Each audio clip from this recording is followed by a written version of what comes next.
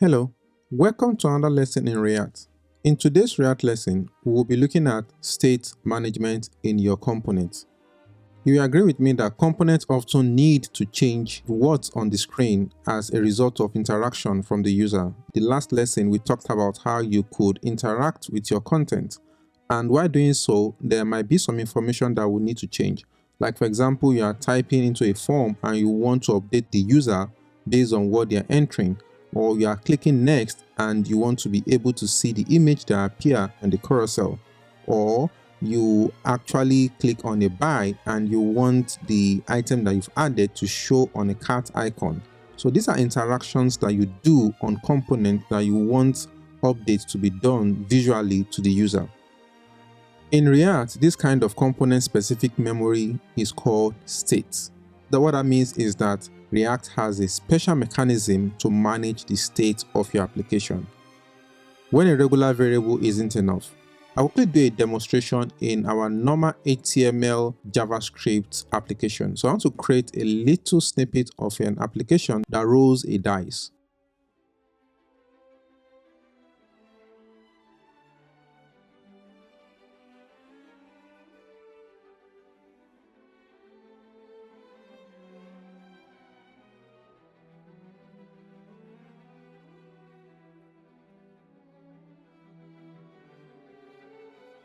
So this is just how our app is going to look like. We should be able to click this button and randomly generate a value, like rolling a dice. So I have a file here, and here what we need to do, we should be able to do this, guys. This is fairly easy to do. We have the display is equal to. So we're doing this so that we can be able to add our event to it. So we're worrying about click, and we should be able to do the shortcut. And the event we want to add to it is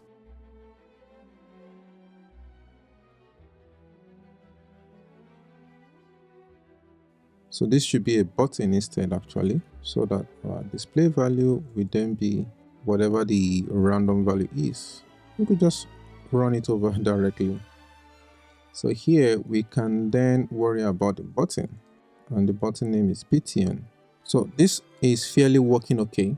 This is JavaScript, and we are good to go on this one. There's no arguments here. Everything here is straightforward. What we want to be able to do, what you are seeing on this screen, is the fact that this page per se is being able to understand our state and triggering the change that we want based on what we are doing. We want to be able to achieve this on React. Remember that we've not done anything like this on React. What we've been able to do is just to trigger events. Right now, we want to be able to remember and know the state of things so that it can render a new information for us. So let's go and see how we can replicate this information on React. I'm just going to copy a few things like the user interface I did here. I'm going to copy the same thing. So I'm going to go to our components here. I'm going to create a new component. This is our app component. I'm going to call this component roll a dice, and I'm returning everything you guys have just seen. So this is what I'm returning, but I'm going to make some quite adjustments just to make sure that I'm compliant with React. Okay, now that that's done, I need to see what is happening on the React side of things.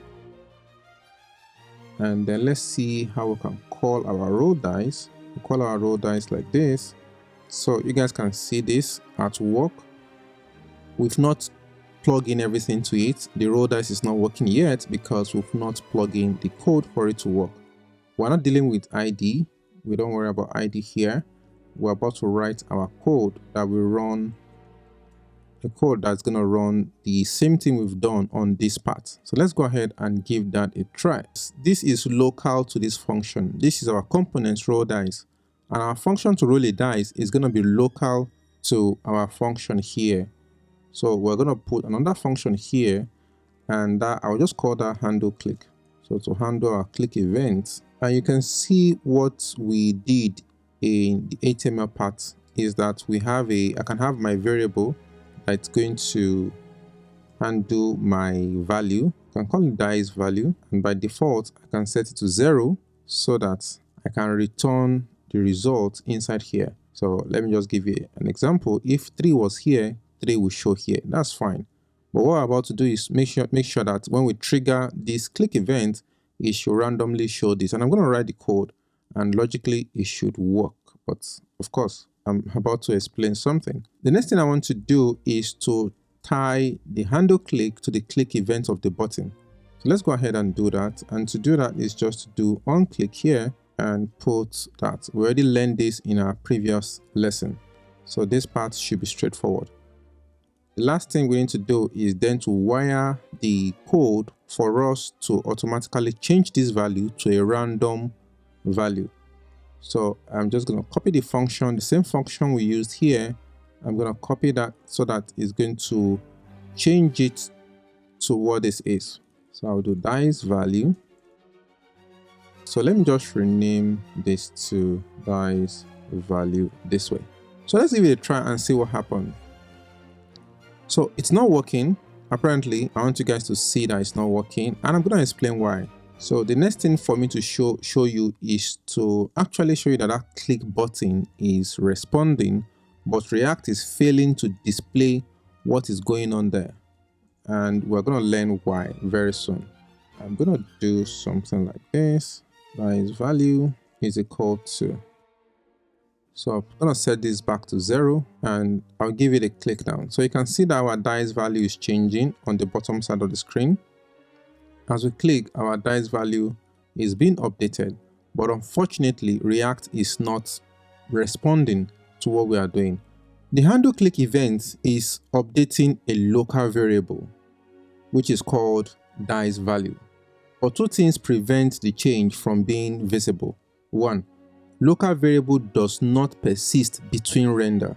When React renders this component a second time, it renders it from scratch. It doesn't consider any changes to the local variable. So this variable that we declare is local to the system. React is not looking at it. It doesn't happen on the next time the page is reloading. Because anytime you click an event, React is re-updating, repainting, or re-rendering the content. And since React did not see the difference between where you are now and where you said you are going to, it just leaves it as it is. To update a component with new data, two things must happen. First, we need to retain the data in between render. Two, we need to trigger React to render the component with the new data. So how do we do that? The useState hook provides these two things we've talked about. A state variable to retain the data between renders. Two, a state setter function to update the variable and trigger React to render the component again. So you need to programmatically tell React that you need this variable because this variable is crucial to your display of your application. That is what is happening here. You need to tell React that this variable is key to the success of what you are doing. So how do you let React take into account what you've done? Very simple, and is in 3 steps. The first step is to bring in useState function.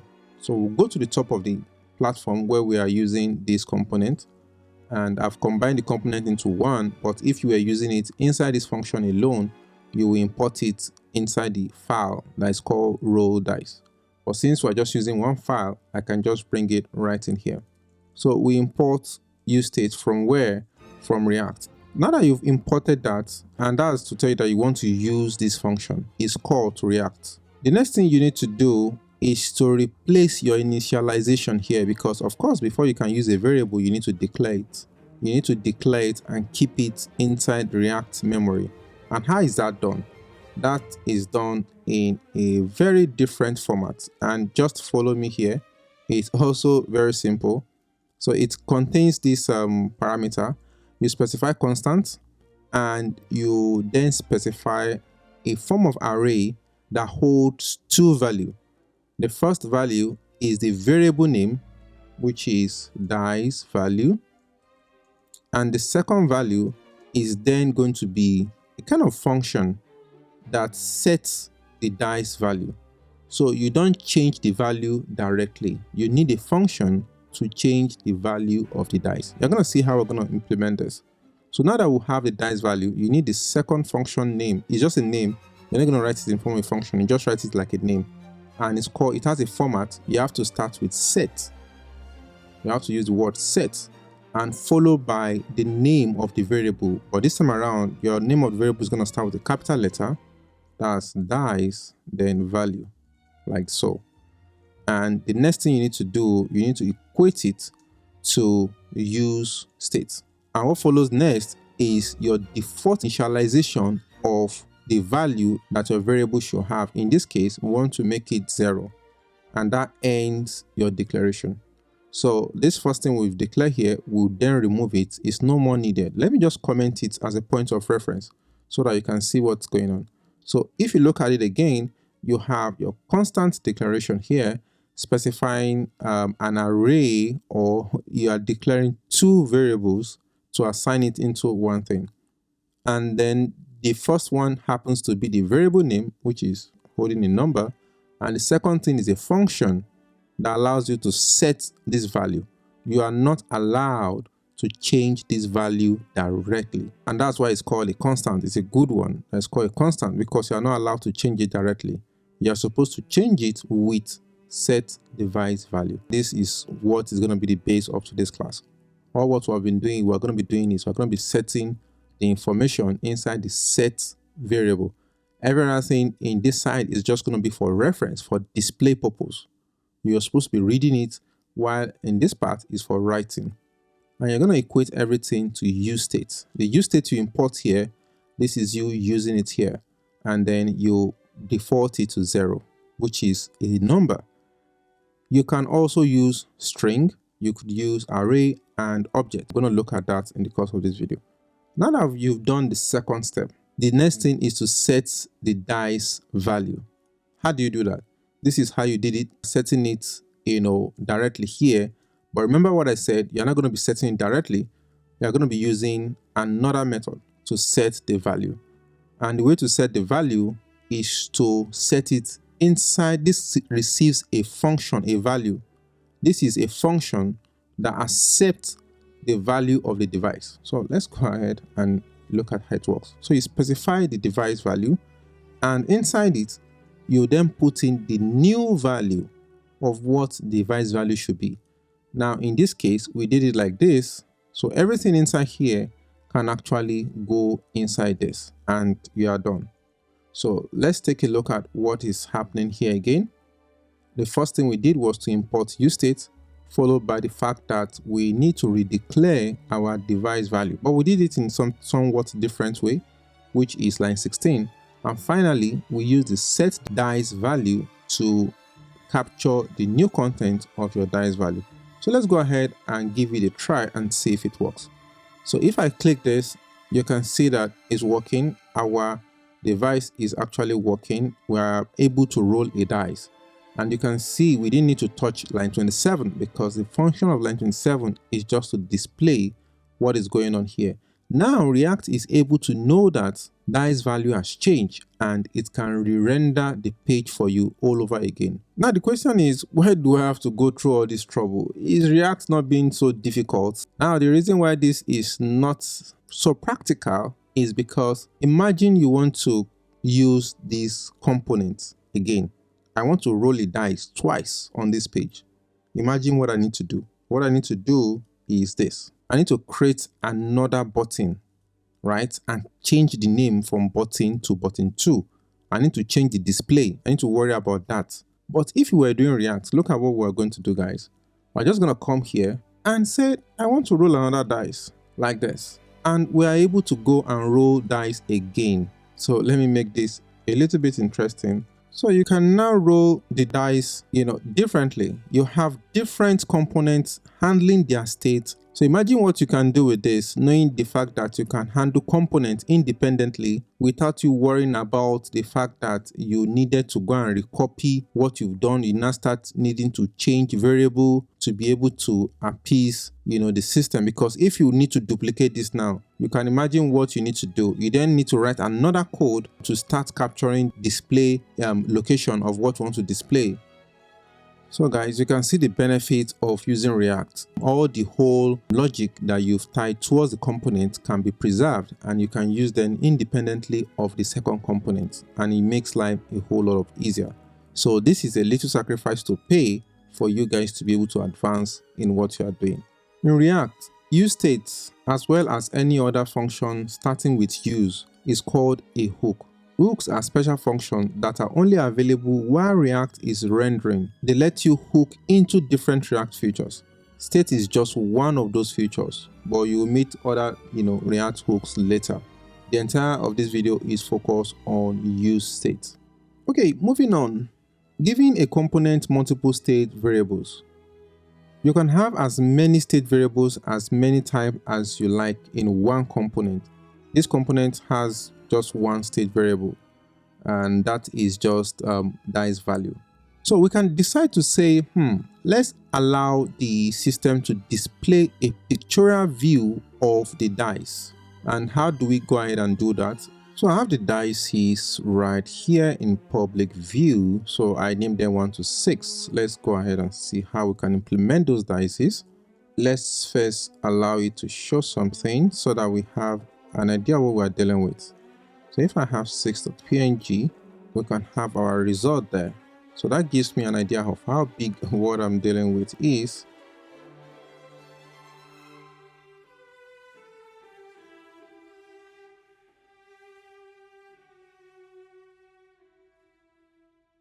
So this is how our dice would look like. We should be able to pass the value of the dice and automatically get our dice number in there.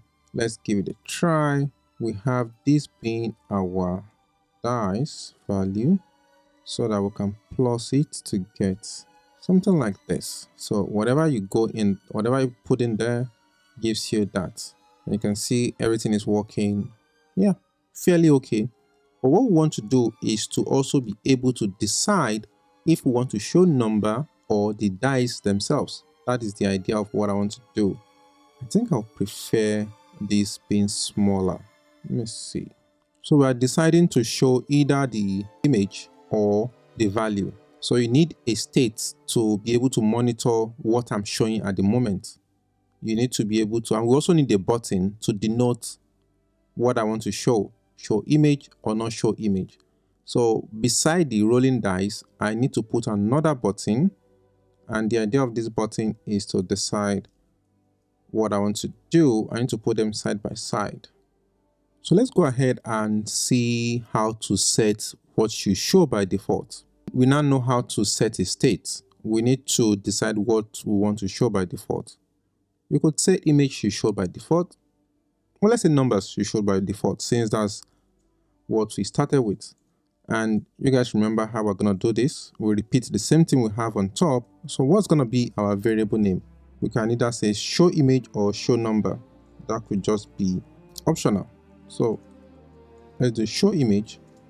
And how do you then toggle the state of what you are doing is by using set keyword followed by the first capital letter of the word you have there, which is show, and you go ahead and put this. This is the proper way to do it, image. And since you are going to be doing a boolean, because it's supposed to be yes or no, we're going to be using boolean. And before we either decide if it's true or false, we have to go ahead and put use state, because that's how React is going to know that it needs to monitor that thing and keep it consistent across your components. And to set the default value, we then go ahead to say, okay, what do we want to show first? So show image should be first, meaning it's going to show number. So we can then put our value there, which is false.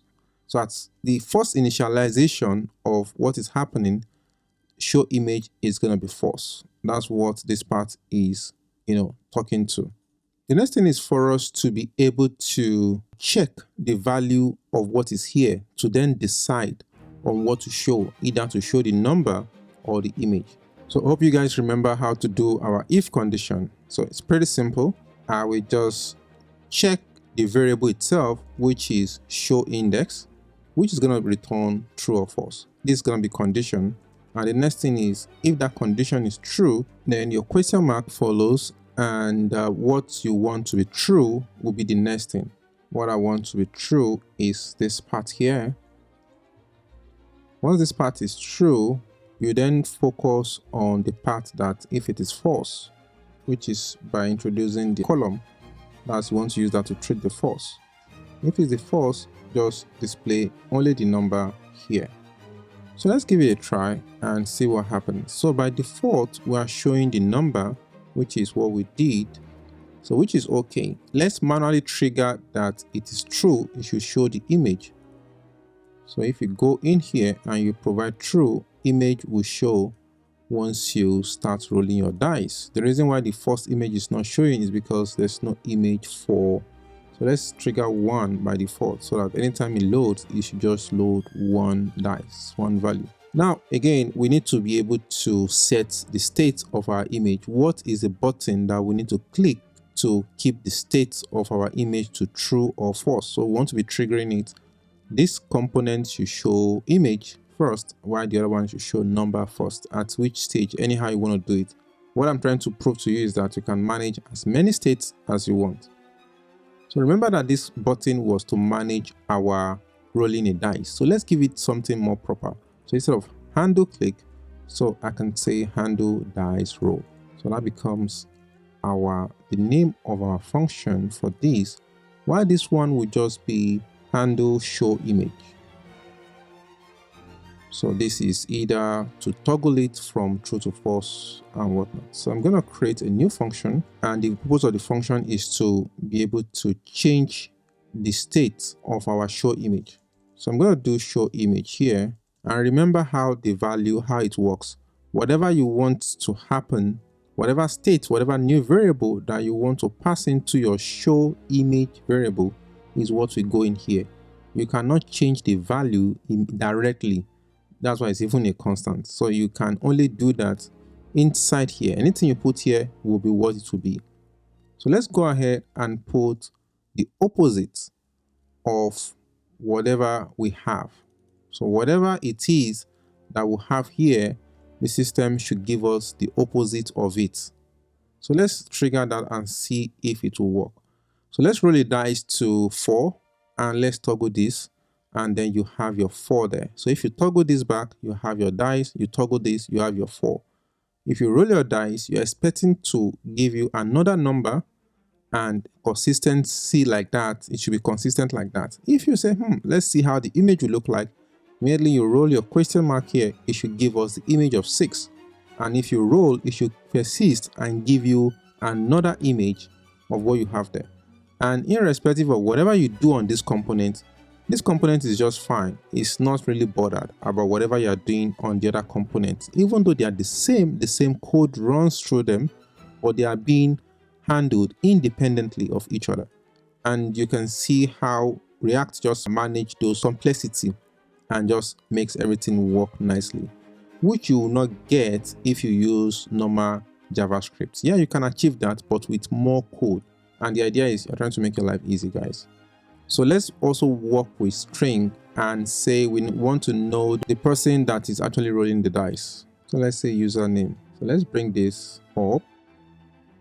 So then this becomes set username, capital letter U, and the value of the username by default is blank. And what I want to do is I want to be able to allow you to type a username on top here. So let's quickly manipulate the UI to give us something interesting on the top part of the screen. So what we're about to achieve here is that whenever we type a name here, it should show us what we're doing at the bottom. So we're going to put an event on change for this input so that the system can able to know based on what is here and then decide what to show. We have our element here, which is the input, and we're going to supply it on change event, which is going to be handle name change. So once the name changes from whatever it is to something else, it should do something. So let's go ahead and create that function that will be responsible for that. Once that name changes, we want to set username. And what are we setting there? We are setting the value. How do you get the value of what is here? It's simple, guys. Do you know that when you are doing a change event, even a click event, whatever you are passing here also has an argument automatically? Because when you are doing a click event, it passes the mouse information. A change event passes the keyboard information. when you are doing this event, it has a hidden event handler, which is here, which we can't specify here, but whatever the input is, that event is captured here. The same thing with the onClick event. So there's a hidden argument which you can throw in there and you can use in your function. So I'm going to make use of that because I want to know what was typed. So if I put in the E for event there, I can then say, to know what was clicked or what is the value of what is here, I'm going to use E based on the argument that is specified there, .target.value. We did this in JavaScript. So this information here is going to give us whatever that we type here. So whatever we do here is going to save it where? It's going to save it inside this variable, and we can print that out to see the result at the bottom. So let's go ahead and display that information at the bottom, and we can do this. So if we have anything there, it will come at the bottom. I can do this username rolled dice value. So I can do James or rolled 1. So we can do that, and you can see all the information changing. So if I say, okay, I have a new user, Mike rolled 5, and if this can be John, so you can see what John did, and you can see all the components are just working by themselves. They are just doing their thing based on what you say they should do. Now I want to go ahead and talk about objects. And the way object works is also similar, but it will have a different syntax. As you can tell, look at the way we set integer, we just put the integer value in there. The way we set boolean, we just put true or false. The way we set string, we just dump in the string there and we are good. So what do you think object will look like? So before we do that, we need to change everything here to be based on objects. What that means is that we're not going to be using individual. Everything is going to turn into one single variable so that it's going to be object based. So I'm going to call it my dice, and I want to set my dice. And the useState, what's going to be the default behavior of how my dice is going to look like. Remember, this is an object. So I need to pass in an object structure that will denote the way my dice will look like. So because just for you guys to be able to understand this, I'm not going to use the same variable, by the way, but I'm going to use something similar. So I'm going to have the name of the person, which is now going to be, the value of the name should be blank by default, which is a string. Remember, your object contains every primitive type of JavaScript, and it can contain object of an object, object of an array, but I'm just going to make it very simple so that you guys can follow. The next part is the value of the dice, which is going to be 0 or 1 by default. We're following what we have here. And the final one is either you should show image or not. I can use that, say show image, or I can just say image. Then we know that is true or false. So by default it's called true. Then to set the value, I do true. So this gives you a clear picture of what is going on. So this is an object. By default, when you run this, my dice has this information. So what I want to do is I want to make all these guys obsolete so that you then see how it works. I want to make everything here obsolete. The first one is dice roll. The value denotes dice roll. You're not going to be using set dice roll anymore. You're going to be using set my dice. And what you are passing inside set my dice is now going to be an object. That object is going to contain two things. It's going to contain a copy of the object itself and what you want to change. So I'm going to start by saying I'm passing an object, and you're going to make a copy of that object. How do you make a copy? By specifying ... and then putting my dice. Then followed by what exactly you want to change. What we intend to change here is value. So you specify your value, and what value it is it now we already have it here, which is math.floor.math.random/6+1. That's what it is we want to put here. So you just put it there and you are done. To make this more clearer for you guys to see, let's make this more clearer and save our random value into here so that we can abstract out this calculation and bring this and put it inside here. So this is how to make that change to what you've done. We need to do this for everything, then we do a test so that we don't get error in the system. Now, how do we address the one for object for Boolean value? We go ahead and do the same thing. So I'll just duplicate what we have here, and instead of us changing value now, we change image, and we then put the value to be not show image. Instead of not show image, we are then saying it should be my dice dot image. Whatever this value is what I'm changing. The final one is also going to be in that line. So I'm going to copy this. In this case, what are we changing? We are changing the name. I'm going to change this to name, and the value we are setting it to is already available in the text box there.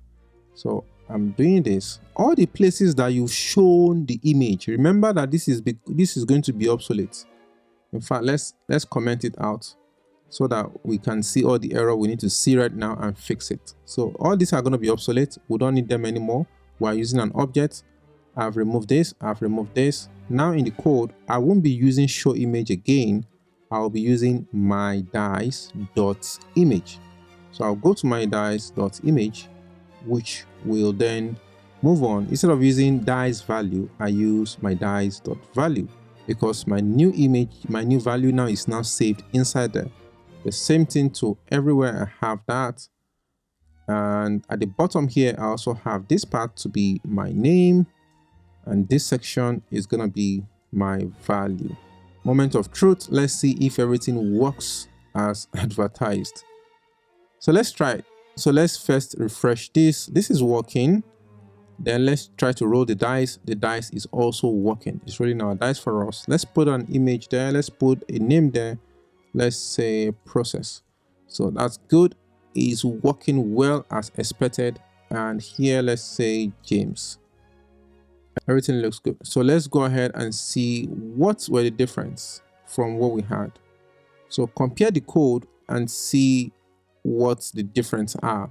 And this depends on the use case, what you are currently working on. There might be a reason for you to use objects. You might need a simple variable, or you might need object. As in this case, you can see how I've combined everything to a single object, which in this case, I call it my dice. And then I've been able to assess individually the value that I need in that object to make changes to what I want to do. There are situations whereby you want to change everything at the same time on the object, and I'm going to show you how to do that. I want to change every single value of the object at the same time, and that can be achieved. I will put that under roll dice. So under roll dice, I want to change everything about my dice. So I'm going to put that here. So I'm going to copy, I'm going to come here, which is the row hide handle dice roll. So instead of me to change one thing, I'm going to change everything. So I'm going to keep this code here so that we can reference to it later. And this code is to allow us to be able to change everything that we need. So look at this code. This code allows you to put the value of what you want to work with inside here. Then you can then say your name is Michael, and the value you want is whatever we are rolling here, which is random value. And I can then decide image to show the image or not. Image, so I want the image to be toggling every now and then. So anytime we click roll dice, it will change the image. Anytime we click it again, it will change the image. So I'm not being fixed now. I want it to just be playing with us. So I'm going to pick my dice and say image, and I'm going to toggle it every time we do this. It's going to be playing with us, guys. So let's see. So now this button has been given a power to do quite a lot. So if I click this, you can see what is happening is changing everything at the same time. It changes the name to Michael. It changes the value to randomized value. And at every time, it's changing it to either show number or show image. So you can see it shows 1, it shows 4, it shows 5, like that. So this method allows you to be able to make changes directly to all the components. And the issue is that you can't make, if you want to make changes to 2 value alone and you want to preserve the value of the other ones, you have to use this method. This method here allows you to preserve the value of whatever is inside my dice already. It preserves the value for you. So this is a way to make a copy of what you had before, and this is to override whatever that is going into these parts. So whatever is inside these dice is not touched. Whatever is happening here is now overriding whatever is inside my dice. We're moving to the final part of this tutorial, and that is updating array in state. Arrays are mutable in JavaScript, but you should treat them as immutable, just as I've said. You could change array contents anytime you want directly, but the update should also be done on the useState like we've been doing so far. It's just similar to what we've done. You need to create a copy of the existing array and then set the value of what you want to do on a new one. But in the case of array, it's a little bit different because array can grow, objects cannot grow. The reason why you create array is because you want to have lists of multiple things inside. So at this part, I want to be able to capture this course that was entered. I want to keep in my memory at this point, okay, Michael road 2, Michael road 3, Michael road 6, Michael road 2. That I want to put it in an array. And you should be able to also manipulate the array in such a way that you can remove item from it. So let's look at how to declare that array. So what we are going to call what we are doing is going to be logs. So it's going to be logs of what we have been doing for that component. So I say logs, and of course set capital letter LOGS, logs is equal to useState, and you can then put your empty log there, which is going to be in form of an array. So that's the point of what we have here. That's how to denote array.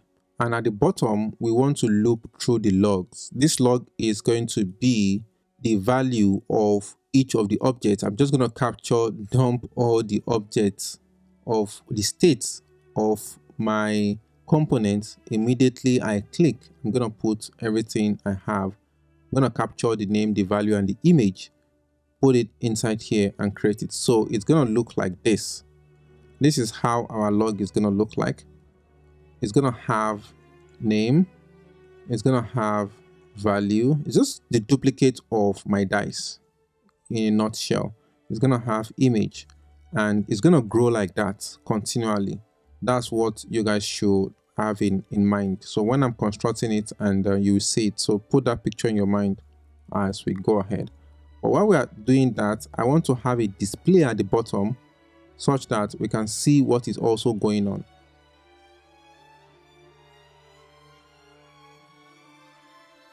So we need this key so that it won't give us error. So we need to generate this ID automatically. So we'll have this ID later on. We'll have that ID created.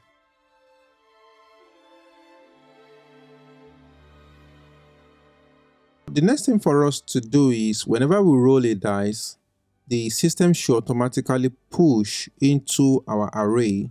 But like I said, you can't use push. You can't manipulate this log. This log is read only. This log is read only. You can only set your state using set logs. And the way we did with objects, that's the approach we're going to do here. Let's go ahead and see what to do.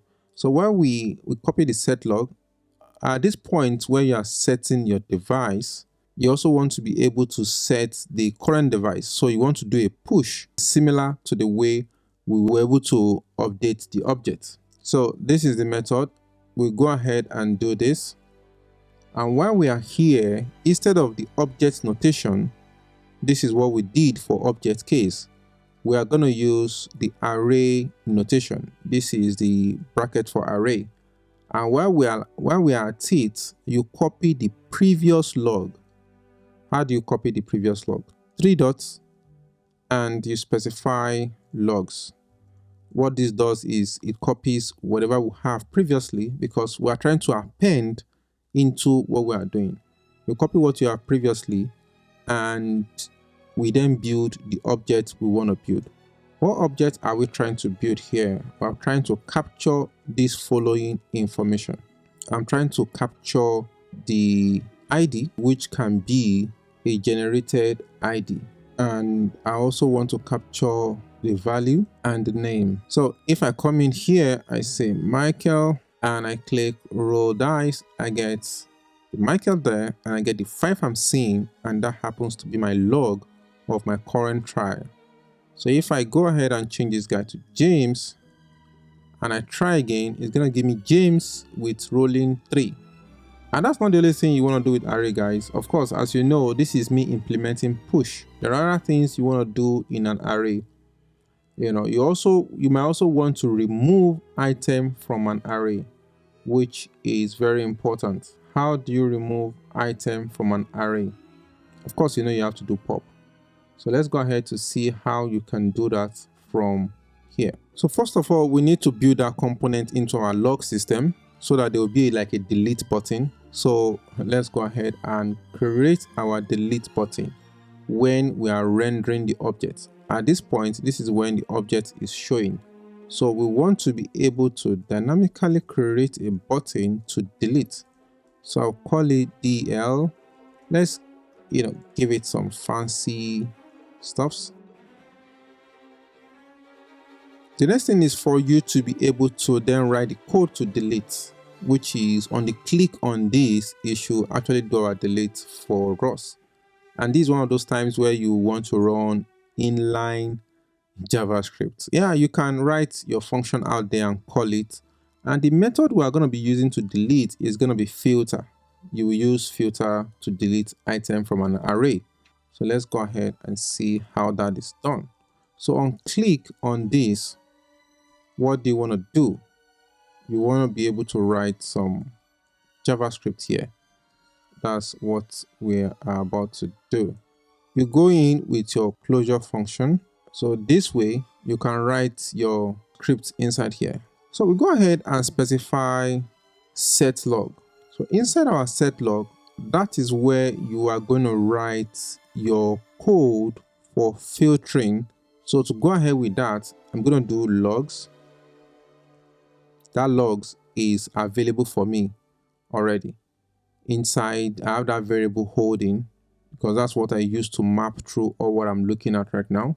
So I have log.filter. And what we're going to do with this filter is that we're going to pass, I hope this is not getting confusing, guys, because we are doing quite a lot inside here. And you should be able to keep track of what's going on. At any point, if you get confused, it's very cool for you to back off and look at what you are doing. Don't get too wrapped up into what you are doing and forget to sit back and look at what you are doing. And always test your code at every point to know what is happening to your code.